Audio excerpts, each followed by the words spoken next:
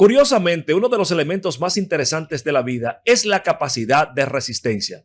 Resistencia que tiene un elemento biológico, un individuo o un colectivo. Es la resistencia con que un microorganismo resiste la embestida de otro antibiótico o cualquier anticuerpo. Pero es la resistencia de cualquier ser humano a ser dominado por otro o de un colectivo, de una raza, de una etnia que se resiste a ser sojuzgada por otra de mayor fuerza armamentista.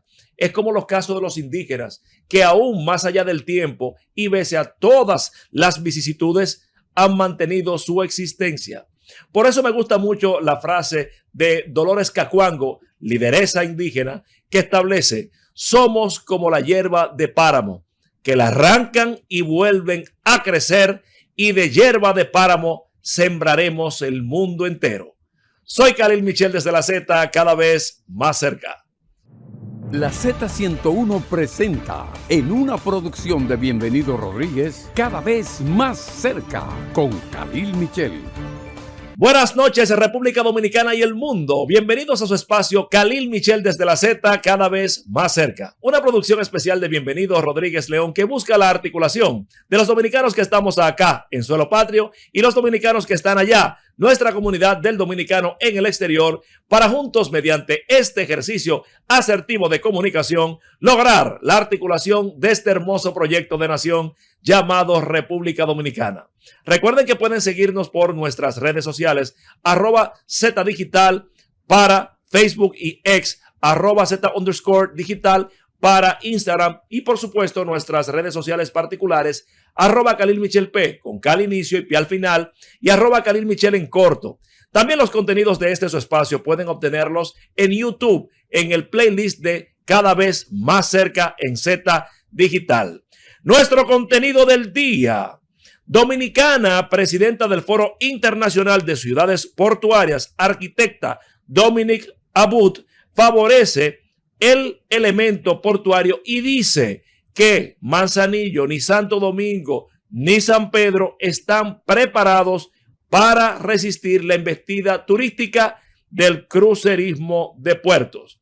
Escritora dominicana especialista en razas, Celsa Albert Batista, en el Día Internacional de la Mujer Indígena, analiza la herencia de la mujer taína en República Dominicana y dice que el dominicano no es racista, sino ignorante.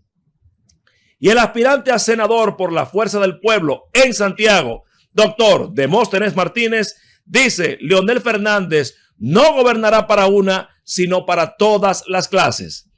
Un día como hoy, antes de iniciar nuestro contenido del día, y los días como hoy, 5 de septiembre, se celebra el Día Internacional de la Mujer Indígena. Algo interesante, porque en nuestra ascendencia, que hay un porcentaje aún de la etnia, de la raza taína entre nosotros, esa mujer tesonera que se expresa desde aquel tiempo en el casabe, en la yuca, en la hamaca, persiste entre nosotros, y hay que entender con la capacidad de resistencia y adaptabilidad que ha tenido a bien subsistir en el tiempo, ya sea a través de un vocablo o de una práctica de mujer honesta, de tesón y de trabajo. Reivindiquemos lo que queda en República Dominicana de la mujer indígena y en el resto del mundo, en aquellas culturas en donde hay mezcolanza y todavía fuerte presencia de los primeros que habitaron esta santa tierra americana. Con esto iniciamos nuestro contenido del día, toda vez que el señor Francis cumpla con los compromisos establecidos. Llévatelo, Francis. Y bien, amigas y amigos, seguimos en su espacio Khalil Michel desde la Z, cada vez más cerca. Contamos con la participación de una gran dominicana que ha hecho impacto en el marco nacional e internacional, con una peculiaridad de arquitectura y urbanismo referente a las ciudades portuarias. Ella preside la Asociación de Ciudades Portuarias de América Latina y el Caribe y es arquitecta dominicana. Con nosotros la arquitecta Dominique Abud. Hermana, bienvenida a tu espacio. Gracias, Khalil, por la invitación a este programa, sobre todo de un amigo y hermano como tú. Así es. Mucho este medio que es tan importante ahora en República Dominicana. Así es. Dominique, ¿de dónde sale esta concepción del tema de las ciudades portuarias? Mira, yo presido el Foro de Ciudades Portuarias de América Latina y el Caribe. Este foro nace de la Asociación de Arquitectos y Urbanistas Latinoamericanos y como un capítulo aparte se decidió tener una área especial para las ciudades portuarias, precisamente para relanzar la relación que existe entre las ciudades y los puertos. Antes vivíamos de espalda al mar y también de espalda al puerto. No entendíamos la importancia que tienen para las ciudades portuarias el hecho de tener un puerto. Y vivíamos como en eterno divorcio y en pelea y en disputa. Y precisamente con esa importancia y con ese grado de importancia es que nace el Foro de Ciudades Portuarias de América Latina y el Caribe. Y ya tenemos 3 foros realizados a nivel internacional. Tenemos 30 países miembros del Foro de Ciudades Portuarias. Tuvimos un evento muy importante en Brasil, tuvimos 2 eventos en Santo Domingo como primera ciudad de América.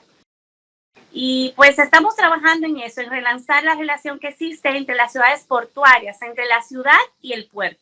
Hay algo importante ahí y es que hablas del tema de ese diálogo, esa relación que se da entre el puerto y la ciudad. En épocas del siglo XIX, donde el puerto era la fuente de trabajo, de acceso de todo, la relación era una.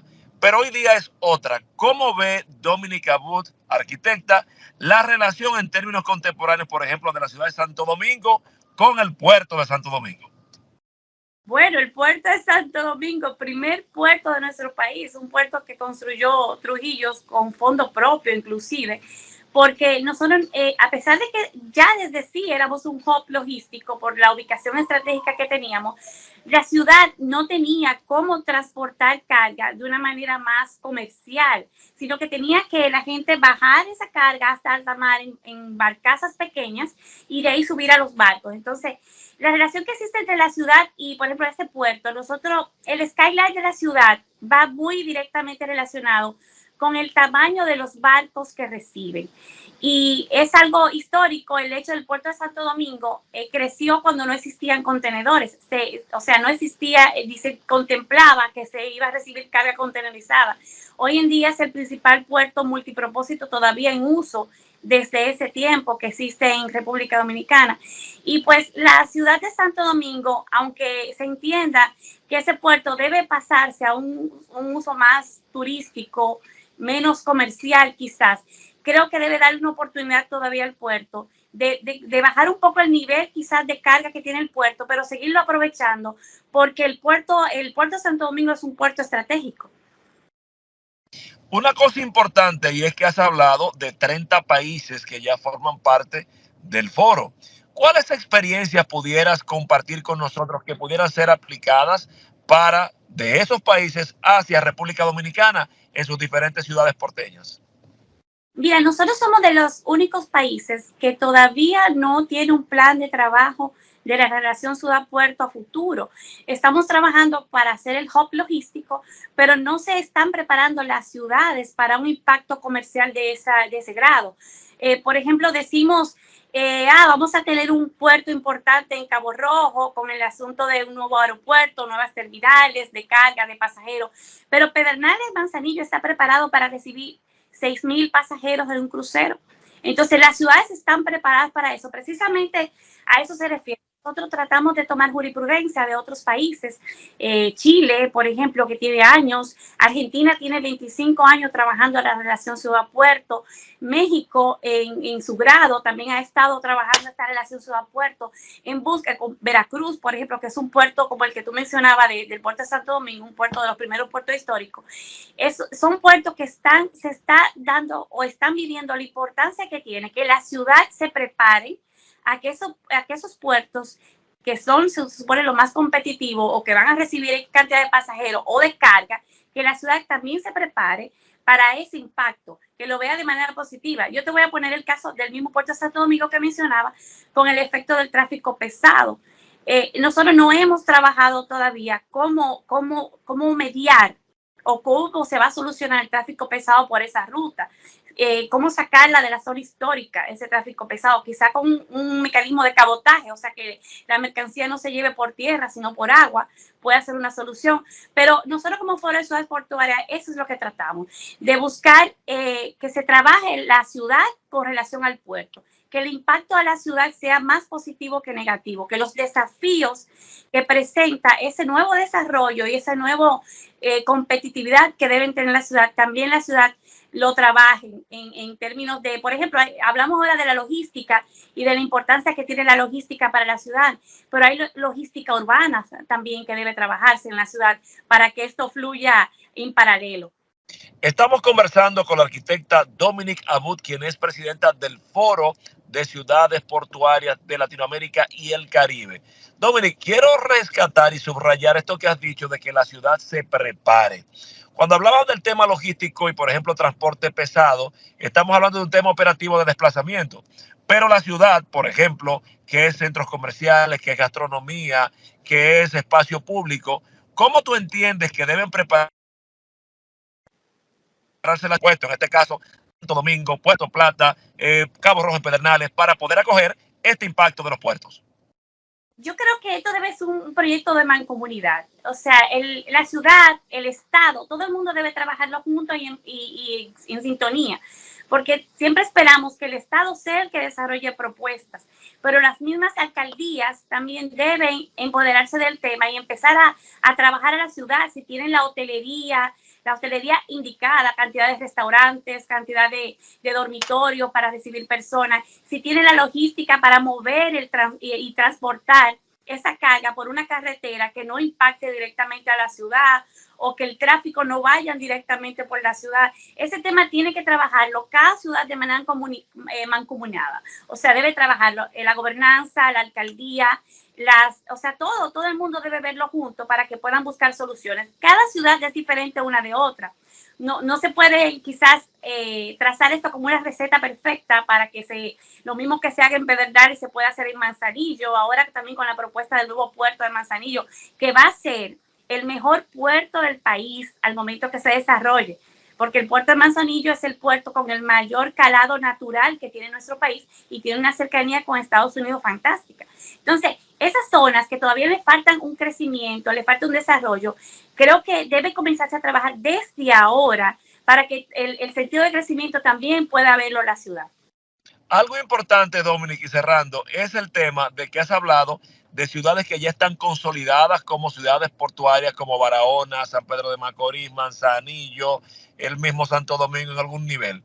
Sin embargo, hay otras ciudades que no tienen un desarrollo portuario tan agresivo y que pudieran tener un circuito portuario turístico. Me refiero, por ejemplo, conexión Samaná, Sabana de la Mar, Punta Cana, Bávaro. ¿Estarías de acuerdo con una creación de este tipo para fortalecer la oferta turística consolidada portuaria?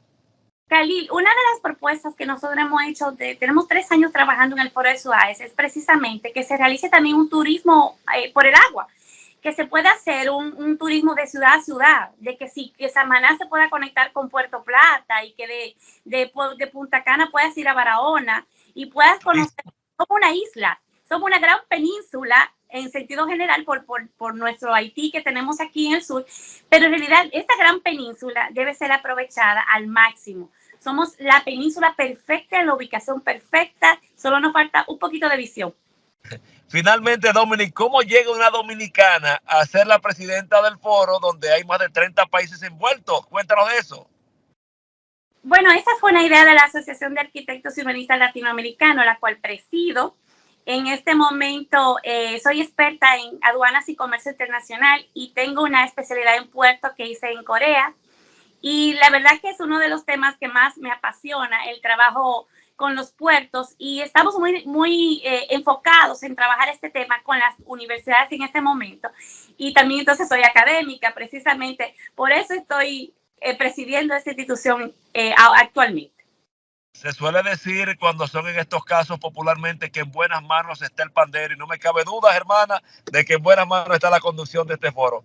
Gracias por haber participado con nosotros. Hemos conversado con la arquitecta Dominique Abud, quien es presidenta del Foro de Sociedades Portuarias latinoamericanas y caribeñas. Llévatelo, Francis.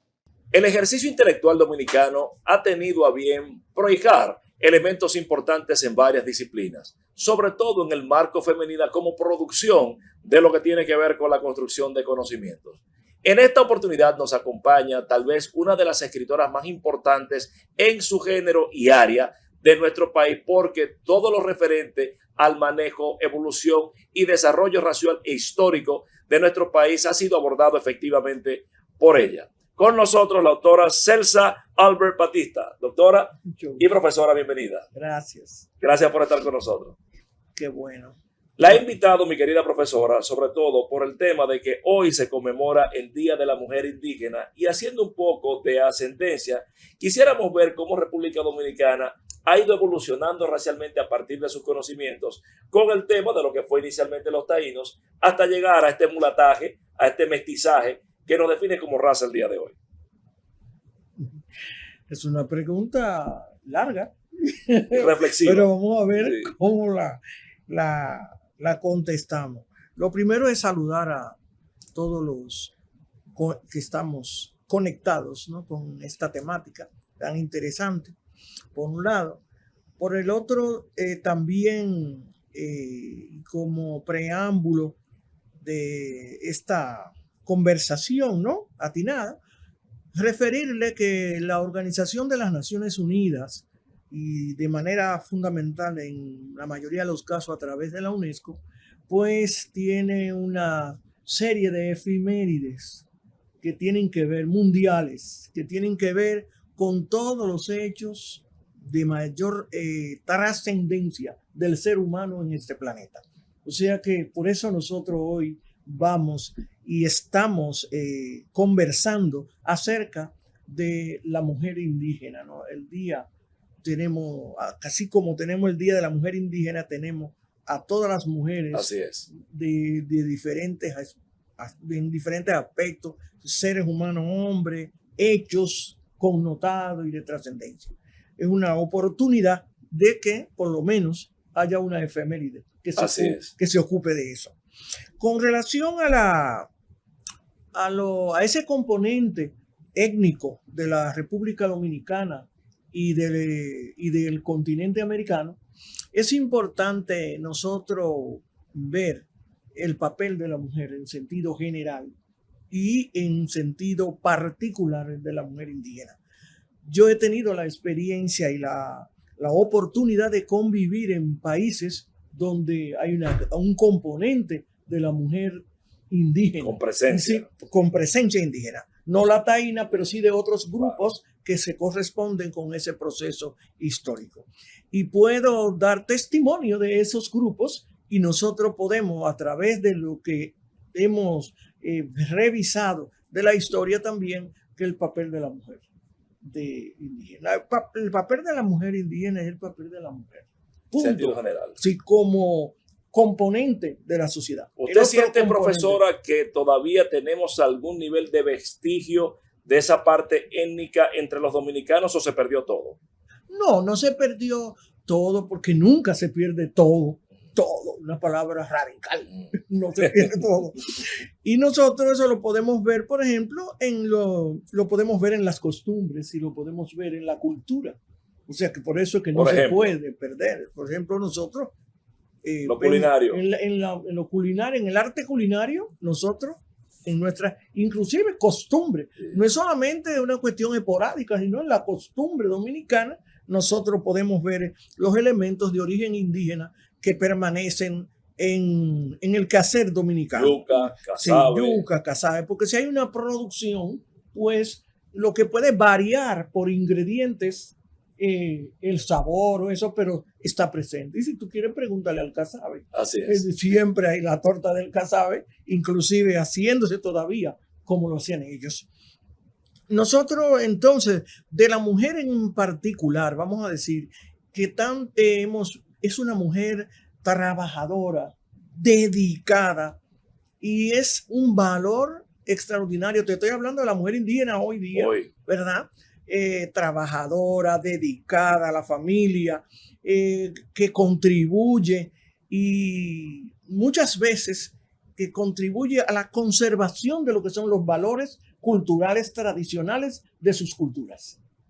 Nosotros la podemos ver en México, por ejemplo, que tuve la oportunidad de vivir 5 años allí. Entonces, bueno, pues y caminé mucho en México, de muchos pueblos y las diferentes regiones donde tuve la oportunidad de compartir con diferentes grupos que todavía se mantienen con un alto porcentaje de sus costumbres y de Sin su embargo, cultura. profesora, en nuestro caso que también viví en México, en tiempo que era embajador don Pablo Mariñez, amigo suyo, Así. pues pudimos ver que hay un nivel de segregación importante No, entre eso lo sí. que es el indígena, chino, indio, como se le llama, cholo, o el tema del español que es de ascendencia europea. No, y el mestizo también. Exactamente, el que eso mestizo. no hay segregación total No, ahí. hay segregación y yo a veces pienso que hasta discriminación. Sí. Sí. En el marco de eso, entonces, ¿cómo pudiéramos, a partir de esta obra muy interesante que usted me ha traído, Diversidad de Identidad en la República Dominicana, analizar lo que es el componente de discriminación o segregación en República Dominicana? ¿Existe, no existe? ¿Cómo lo ve usted? Con relación al indígena, no, A porque la aquí hay- raza no, multiétnica. porque aquí lo que hay, con relación al indígena en República Dominicana, lo que hay una admiración extraordinaria, que hasta lo que no es indígena te dicen que es. Sí, con relación, el problema posterior viene con las personas de origen africano que vienen a ocupar, ¿verdad? El estatus social a que fue sometido el indígena con los españoles, porque dejó de ser dueño para ser el español dueño de él, ¿no? Así Como es. también lo fue dueño del africano que lo trajo para ponerlo en el plan de desarrollo de la isla, en el marco social de la esclavitud. Ahora bien, este trabajo es de la República Dominicana y habla de los 3 componentes para nosotros llegar a la identidad. ¿Cuáles son esos 3 componentes? Esos 3 componentes, los componentes primero de origen indígena, segundo de origen europeo español fundamentalmente y tercero de origen africano. Ahí están los 3 componentes o las 3 etnias que conforman lo dominicano. ¿Cómo pudiera usted definir, en base a su experiencia y vasta preparación, lo que es la diversidad racial o de identidad dominicana? Bueno, la diversidad racial la vemos en nosotros, los dominicanos y dominicanas. ¿Verdad? Que tenemos los rasgos fenotípicos, para empezar, que es lo que se ve, ¿no? Los rasgos fenotípicos son de los 3 grupos humanos, la mayoría. Por ejemplo, el Banco Mundial en una investigación dice que el 84% de los dominicanos y dominicanas tienen un 39%, 49% de negro, 39% de blanco español y 12% de indígena. Sí. Ese es el componente dominicano. Salió en el 18, no fue el Diario Libre, en el 2018. O sea que es reciente. Ese es el componente. Llegando a un 84%, según dicen ellos, yo creo que más, a un 84% de las personas de los pueblos, lo que más tienen componente africano es Haití, nosotros y el Brasil. Y el Brasil. Luego nosotros tienen mucho componente, ¿no? Millones, tú puedes decir, cuando se habla de población, pero real y efectivamente en el conglomerado nosotros aquí en América Latina, porque en América, si tú vas a América del Norte, pues te vas a Washington, el 70% de la población es de origen africano, de Washington. ¿Es racista el dominicano? No, yo creo que no, lo que puede ser es ignorante. ¿Cómo así, doctora? Sí, porque bueno, si él ignora la historia, entonces él puede decir cualquier tontería. Pero si no la ignora, no puede decir. Se lo pregunto y lo tengo que decir hasta con dejo de cierta vergüenza ajena, porque yo he visto gente que dice, por ejemplo, usted y yo que somos de color, dice, sí, bueno, él es negro, pero tiene el alma blanca. O sea, cosas así. Entonces me pregunto, ¿es racista el dominicano o no? Bueno, porque siempre tú ves que el color blanco lo relacionan con la pureza. Sí, hay un código. Hay otro código que es así, ¿no? Yo digo eso, pero también hay mucha ignorancia en eso mismo, ¿no? Porque te dicen negro, pero inteligente, negro, pero preparado, negro, pero con dinero, negro, pero es también como algo que viene de la misma colonización, porque la colonización va a moldear, a formar, y yo creo que un poco moldear lo que es la mentalidad social. Entonces nosotros vamos a ver que el Código Negro carolino decía que tú, aunque fueras negro, si compraba tu color, tú eras blanco. Entonces le ponían un precio. Si tú das tanta cantidad, ya tú pasas a ser blanco. Tú eres blanco. Ya tú no eres negro. Tú eres, entonces, y cuando tú ibas donde la persona, tú dices, pero usted es negro. No, pero yo soy blanco de la tierra. De la tierra de España. Y así está en el Código Negro carolino. O sea que con eso se gobernaba, buscando siempre ventajas, ¿no? De dinero. También tenían una venta para... Tengo que concordar con ustedes que mucha ignorancia se ha cernido sobre este tema. Sí. No quiero despedirme con usted, mi querida profesora, sin que me aborde este interesante texto que me ha traído también, el que le agradezco. María Olaya del Rosario de Belén, madre del patricio Francisco Sánchez del Rosario, 2 veces defensor de la nación y soberanía dominicana. ¿Puede decirnos algo de esto? Bueno, como no, bueno, yo en una ocasión, hace ya varios años, el Consejo Nacional de Educación, cuando Sánchez cumplía 200 años de muerto, el ministro del momento dijo, pero bueno, sería bueno como que se investigara más sobre las mujeres alrededor de los patricios, que solamente conocemos varones. Y yo, pues se me prendió ahí algo y dije, yo voy a ocuparme de la mamá de Sánchez. Y al tiempo la saqué, un opúsculo sobre la vida de María Olaya del Rosario. Excelente. Finalmente, mi era querida...